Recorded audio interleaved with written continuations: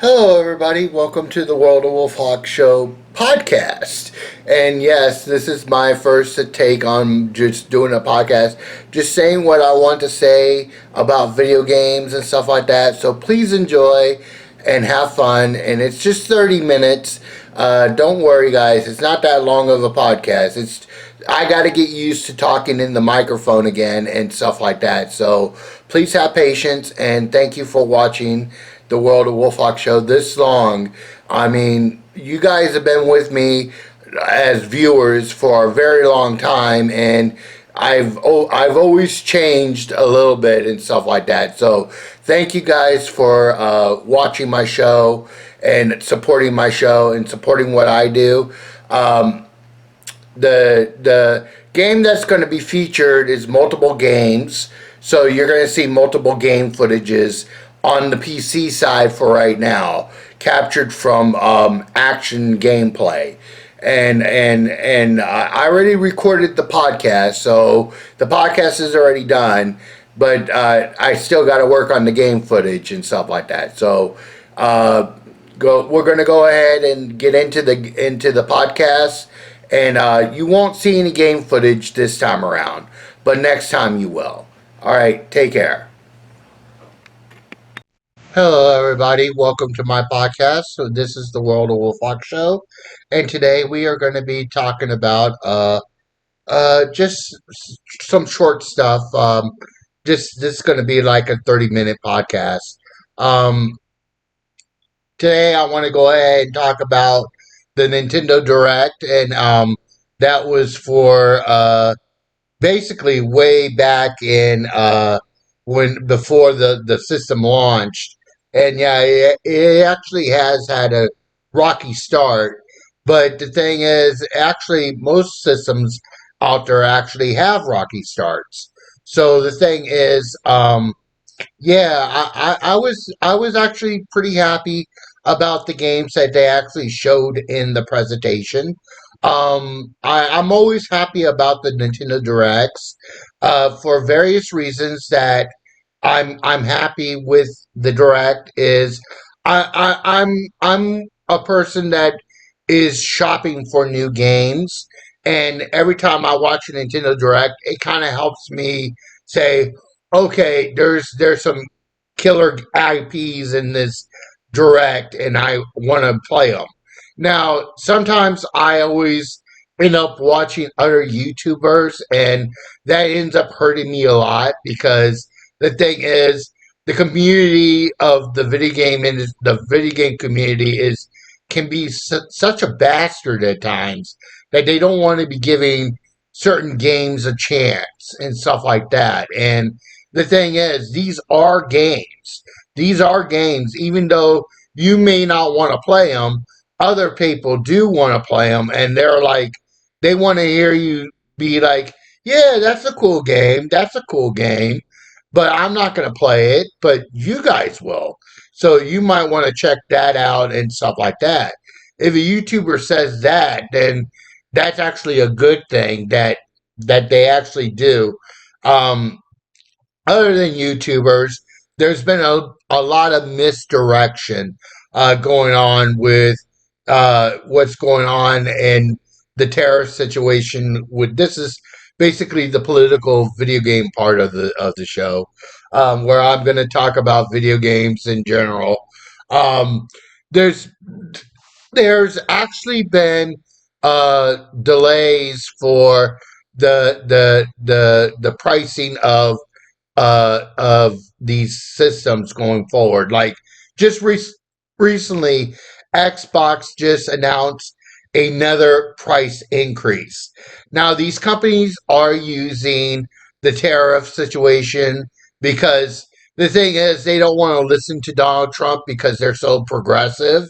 They're progressively led and progressively run that most of these companies think differently than what a conservative values are. And the thing is, it's Donald Trump that's trying to tell these companies, hey, you need to play ball. You're an American company. You're not supposed to be going overseas and making these consoles or these computers with Chinese parts. You're supposed to be developing the motherboard here, the soundboard here, the video card here, everything that you need here. And well, we do develop one do develop video cards here. It's just that they're not Nvidia or AMD. Now, before AMD, I want to go ahead and touch up on anyone that's been alive since 2000. There was a company called ATI, and the thing is, ATI was the competitor to NVIDIA at the time. And those who've forgotten ATI, AMD basically in the mid to like the early 2000s, like around 2005, bought out, and I'm just gonna literally say this. They actually bought out the Radian Group and ATI as a whole, and bid for the company for 3D acceleration. So the thing is, AMD was the one that bought them out, and AMD is a world company. They're not just an American company. They were founded here in America. AMD was, so was Intel, but the thing is, AMD has developers outside manufacturing the CPUs, the GPUs, and all this stuff.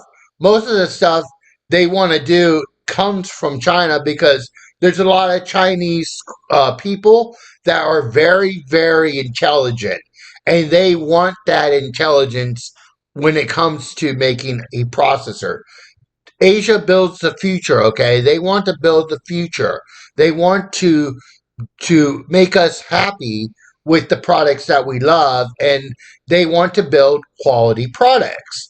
They don't want to build cheap labor products that don't do anyone justice. So the thing is, technology is a big thing when it comes to China and Asia.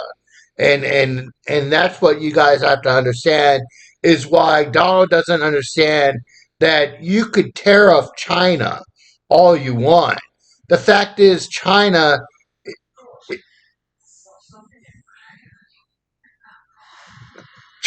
is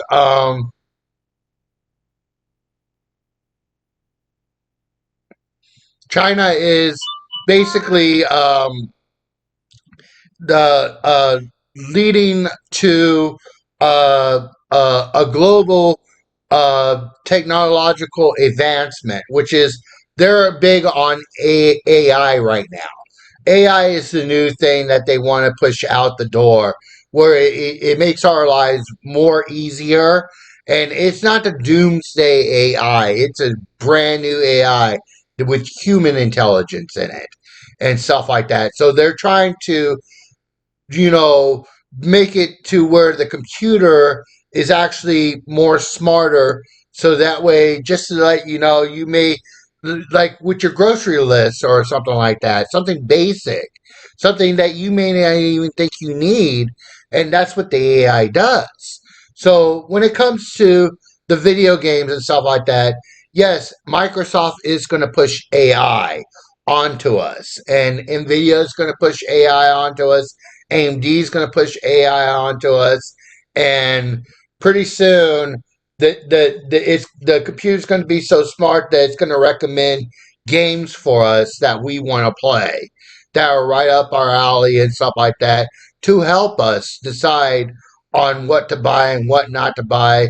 If this is a flimsy, if this is and stuff like that, and it's going to base it off of reviews that are out there, like say for example YouTube, Metacritic, like anywhere there's a source where they review video games.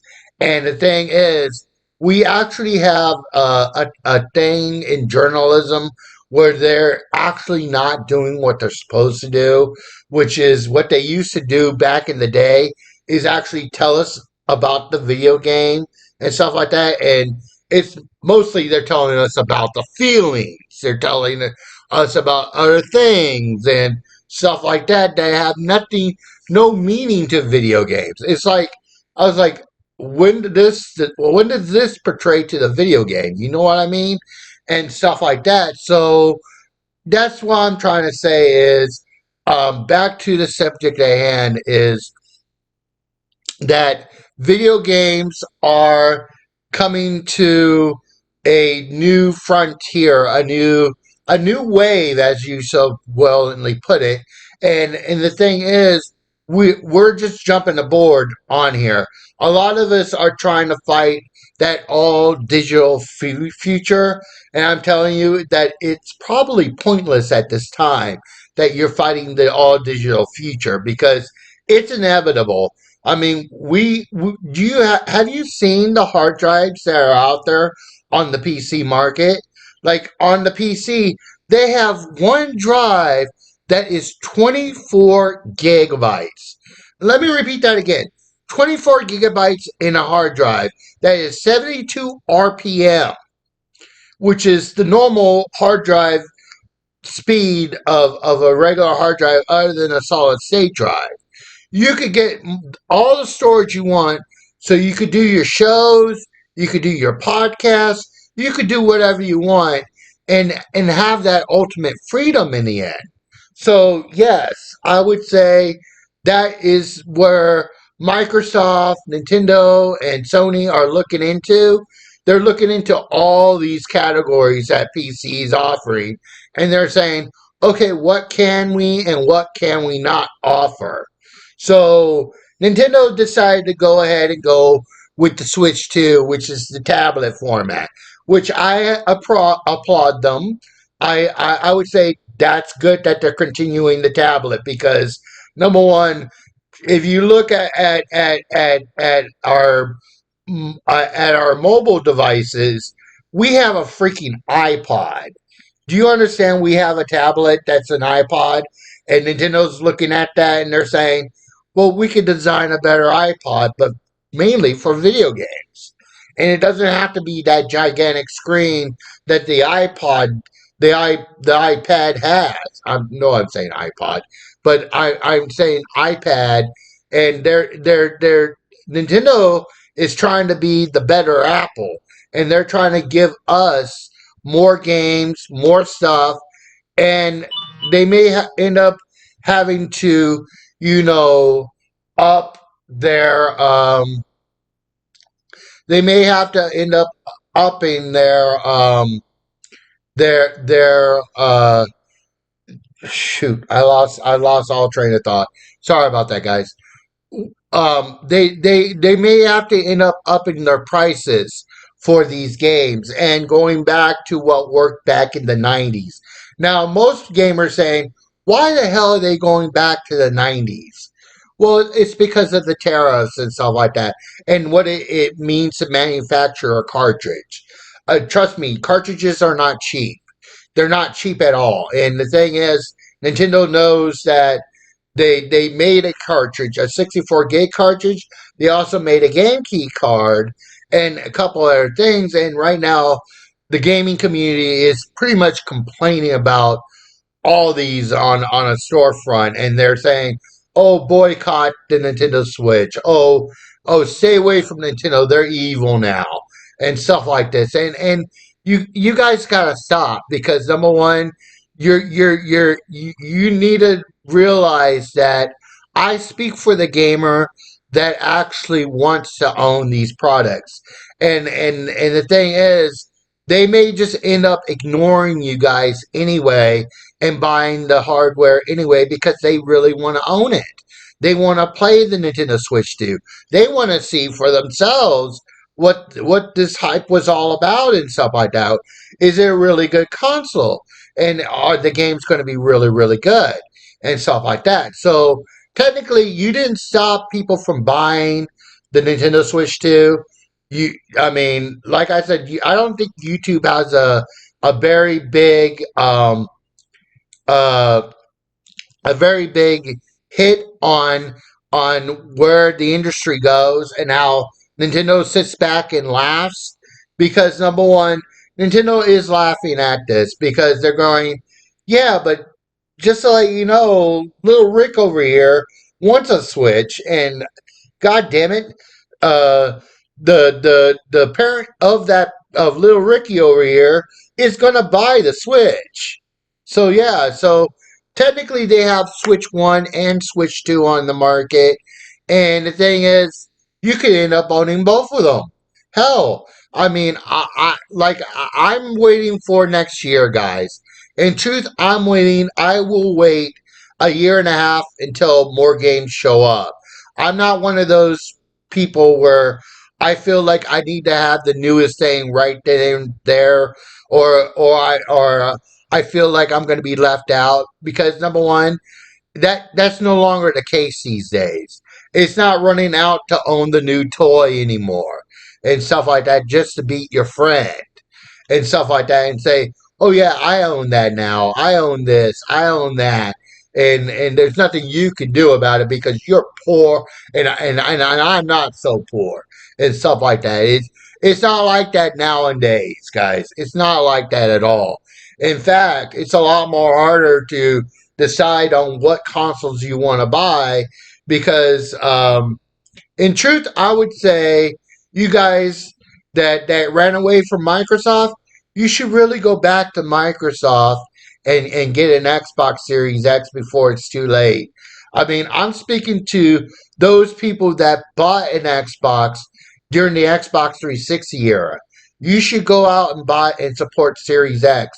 Even though the games are coming on the PlayStation, it plays better on their hardware because the game is developed on that hardware. And the thing is, they're moving a game and they have to study a different type of hardware and be able to optimize it on that hardware and stuff like that. And that's what these companies are doing. Microsoft in general is trying to move Game Pass all over the place. So it's I would say it's good right now in the gaming industry. It's just these terrorist situations that's going on, and the thing is, you shouldn't feel bad about Donald Trump's tariffs because they only affect the United States. They don't affect Europe.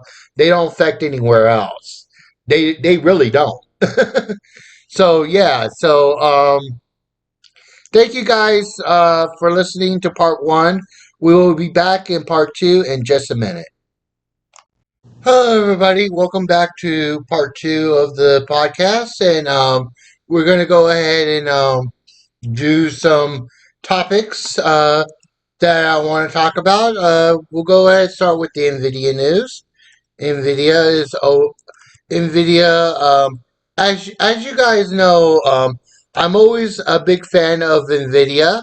Um, I'm not a fanboy. I'm just a fan of and I happen to love their technology.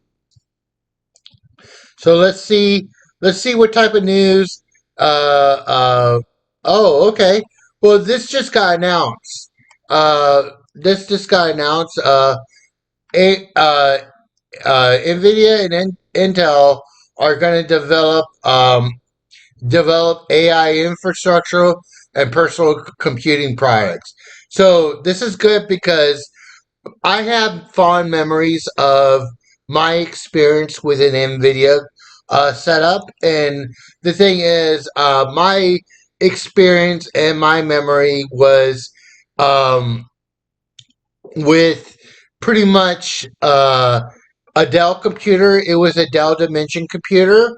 It was I think it was the 850 models. I can't be sure. I can't remember. I think it was maybe the 450 model, 400 and 405. I mean 4500 Dell Dimension model, and I know I just said multiple numbers there. I'm sorry. I was trying to remember what it was, and I actually had a NVIDIA graphics GPU in there and an Intel Pentium 4 processor. Now, I did get a lot of gaming in with this setup, and I did play a lot of games online. Um, Back in early 2000, I was just getting into PC gaming, and when I took a break from PC gaming because I was playing too much on I was playing too much on online than I was playing single player game. So the thing was, I enjoyed the NVIDIA graphics processor that I had. Now, the NVIDIA graphics processor I had was the NVIDIA GeForce 4 processor with TI graphics. It was the 4600 NVIDIA GeForce 4 graphics card, and it came with 128 MB of DDR memory. And yes, you guys are probably laughing. You're like, that is so old. That's like way old. I mean, yeah, it is. That's the point. And we thought that was the bee's knees when we got our hands on an NVIDIA processor. Nowadays, the graphics processors are so advanced that they could probably render a computer animation in their sleep. So yeah, so I would say I enjoyed having that Dell setup and my 4x3 CRT, the biggest CRT monitor that I had, and just sitting there gaming and stuff like that, um and recording video. Believe it or not, recording video and stuff like that. I actually got a media center edition for the graphics processor and stuff like that, and plugged in my. I recorded television. I used my PC as a recorder deck. So the thing is, I still do that today. Believe it or not, I still use my PC to record television or whatever it may be. Because I want to be able to be able to have the freedom to do all that stuff. And I have all the movie channels, and I mean, like I said, I still watch HBO, Showtime, Cinemax, Stars, Encore, Epics, whatever movie channel's out there, right? The movie channel. Yeah, like I said, guys, I have all these movie channels and stuff like that. So, and the thing is, um, like I said earlier in my video, of my announcement of what I was getting for Christmas and my setup, I'm actually glad that I could actually bring you guys a decent podcast and stuff like that. I mean, I really do enjoy doing this stuff, guys. From the bottom of my heart, thank you guys for listening and tuning in to my podcast and the stuff that I do. When watching my reviews, to even though you may critique them and stuff like that, I don't care. I just want to make content and get it out there, and so that way you guys can enjoy. So you guys have something out there and stuff like that. That's not so negative, because there's a lot of negative reviews out there. There's no positivity. So where is the positive review? Where's the light of the shining rainbow, to be exact, and stuff like that? It doesn't exist because people latch on to hate than than good. You know what I mean? So yeah, so I would say um, I'm going to go ahead and talk about that. About the games that I played on my PC, my old PC. I played Alien versus Predator Gold. I played, and that includes all the DLC, all the map packs that came with it, DLC.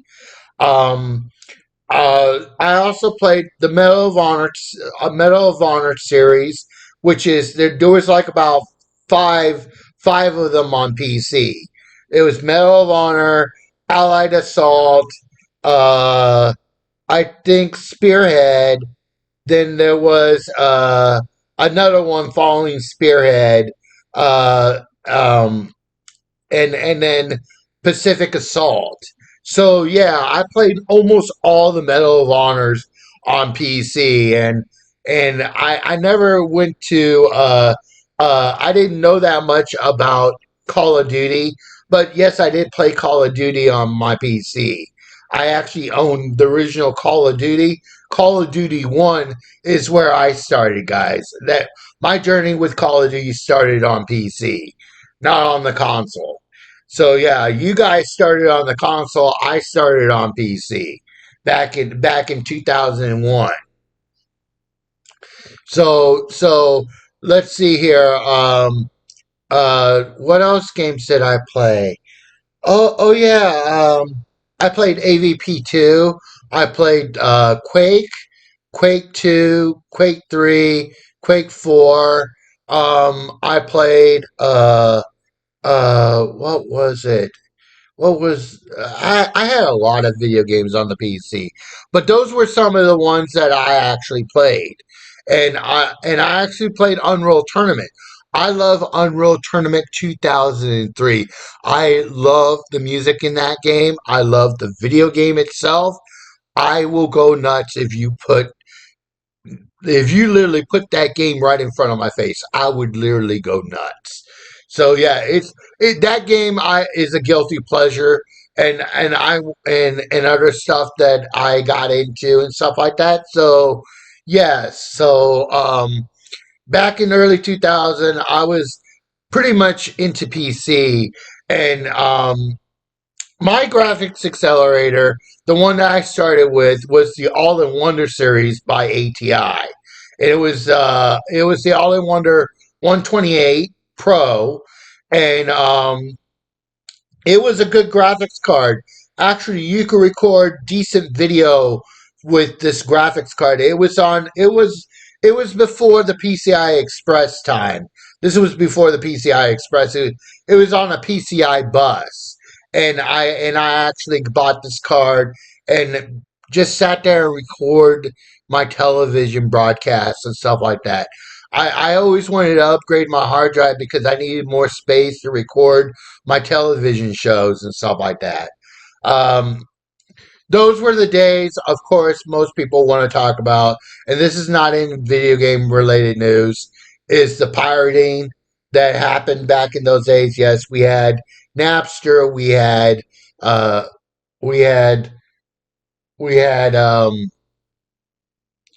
we had Napster, Kazaa.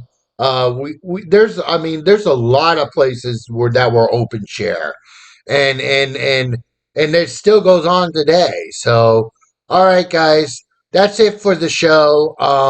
Thank you for listening, and thank you for tuning in. See you guys next time. Take care.